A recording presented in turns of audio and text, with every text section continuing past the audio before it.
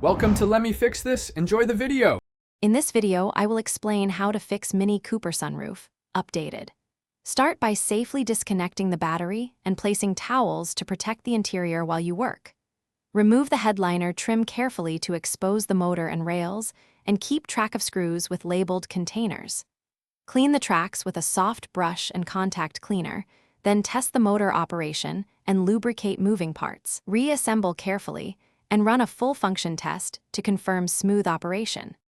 In this video, I will explain how to fix Mini Cooper Sunroof, updated.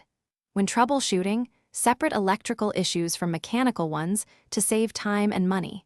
Check for water in the drain channels and verify switch continuity before assuming a motor fault. Inspect cables for fraying and pulleys for wear, and replace damaged components with OEM or quality aftermarket parts. After repairs, run multiple open and close cycles to ensure everything operates reliably and quietly. In this video, I will explain how to fix Mini Cooper Sunroof, updated.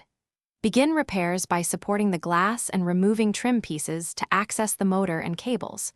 Replace worn cables, pulleys, or the motor as needed, and ensure bolts are tightened to spec to prevent future misalignment.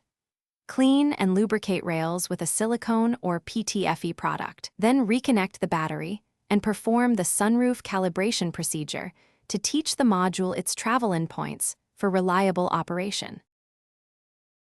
Thanks for watching. If you found this helpful, don't forget to like and subscribe.